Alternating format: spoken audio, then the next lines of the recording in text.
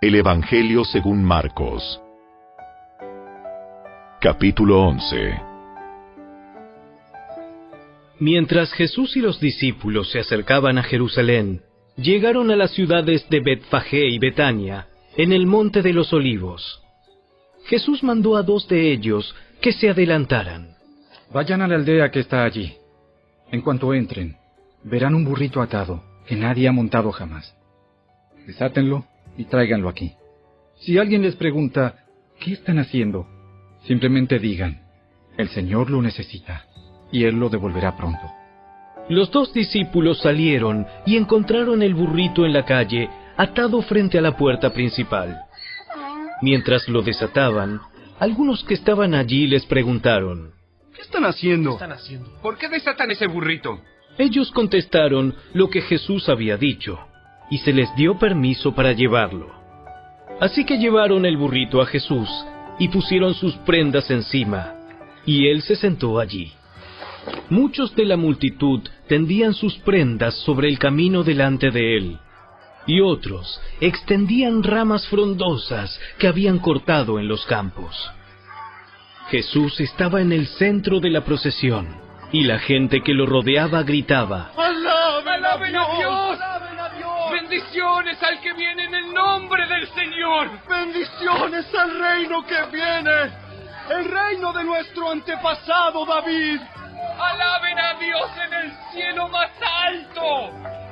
Así Jesús llegó a Jerusalén y entró en el templo. Después de mirar todo detenidamente a su alrededor, salió porque ya era tarde. Después regresó a Betania con los 12 discípulos.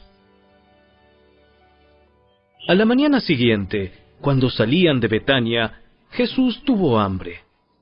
Vio que a cierta distancia había una higuera frondosa, así que se acercó para ver si encontraba higos, pero solo tenía hojas, porque aún no había comenzado la temporada de los higos. Entonces Jesús dijo al árbol, que nadie jamás vuelva a comer tu fruto. Y los discípulos lo oyeron. Cuando llegaron de nuevo a Jerusalén, Jesús entró en el templo y comenzó a echar a los que compraban y vendían animales para los sacrificios. Volcó las mesas de los cambistas y las sillas de los que vendían palomas, y les prohibió a todos que usaran el templo como un mercado. Les dijo, las Escrituras declaran, mi templo será llamado casa de oración para todas las naciones, pero ustedes lo han convertido en una cueva de ladrones. Cuando los principales sacerdotes y los maestros de la ley religiosa oyeron lo que Jesús había hecho, comenzaron a planificar cómo matarlo, pero tenían miedo de Jesús, porque la gente estaba asombrada de su enseñanza.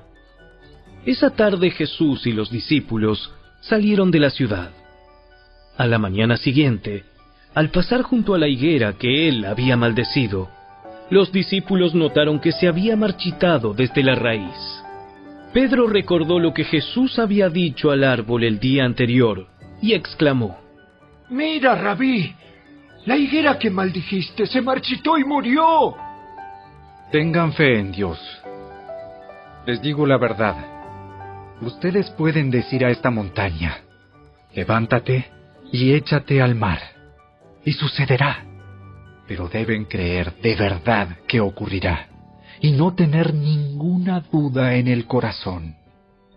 Les digo, ustedes pueden orar por cualquier cosa, y si creen que la han recibido, será suya.